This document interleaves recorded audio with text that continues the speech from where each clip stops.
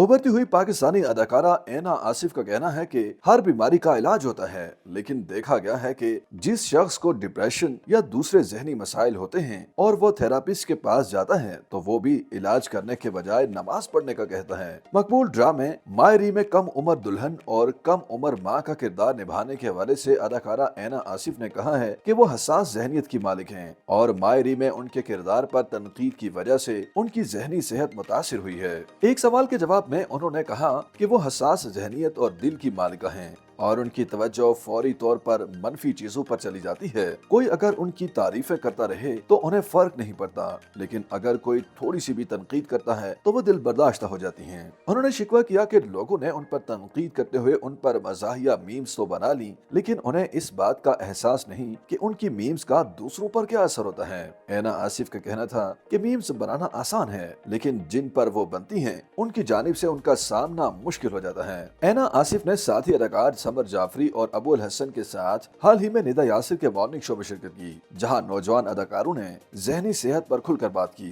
Programme के दौरान तमाम नौजवान अदाकारों ने कहा कि ये सच है कि नई नस्ल ज्यादा जहनी मसाइल का शिकार नजर आती है, लेकिन इसकी वजह उनका इल्म है, क्योंकि उन्हें हर चीज और हर मामले का बखूबी अंदाजा होता है। ऐना आसिफ ने मिसाल देते हुए कहा कि जिस तरह वो और उन जैसे दूसरे नौजवान बच्चे इम्तिहान आते ही परेशान हो जाते हैं, इसी तरह नई नस्ल दूसरे मसाइल की वजह से भी परेशानी का शिकार हो जाती है, क्योंकि उन्हें मसाइल और उनकी नौयत का बखूबी अंदाजा होता है। प्रोग्राम के दौरान समर जाफरी और अबुल हसन समेत ऐना आसिफ ने भी जहनी सेहत के इलाज की जरूरत पर जोर दिया और कहा कि जिस तरह दीगर बीमारियों के इलाज करवाए जाते हैं, इसी तरह जहनी बीमारियों का भी इलाज होता है। ऐना आसिफ ने जहनी सेहत के लिए साइकोलॉजिस्ट या फिर थेरापिस्ट के पास जाने की जरूरत पर जोर देते हुए कहा कि थेरापी अच्छी मदद देती है और हर नौजवान बच्चे और उनके वालिदैन को थेरापिस्ट के पास जाना चाहिए। उन्होंने इसी बात पर कहा कि लेकिन बदकिस्मती से देखा गया है कि थेरापिस्ट भी जहनी बीमारी का इलाज कराने के बजाय नमाज पढ़ने का कहते हैं। ऐना आसिफ के मुताबिक नमाज बेशक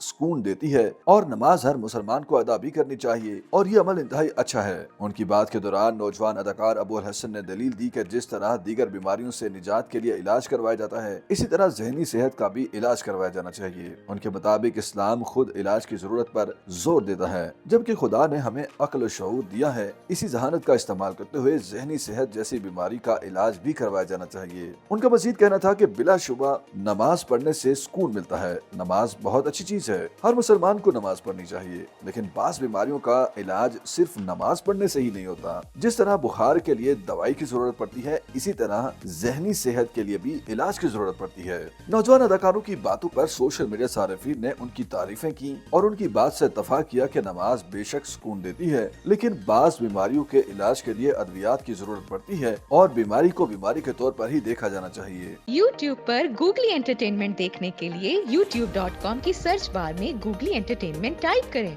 गूगली एंटरटेनमेंट के पेज पर सुर्ख रंग के सब्सक्रिप्शन वाले बटन पर क्लिक करना ना भूलिए। YouTube पेज पर अपलोड होने वाली वीडियो से बाखबर रहने के लिए बेल आइकॉन पर क्लिक कीजिए।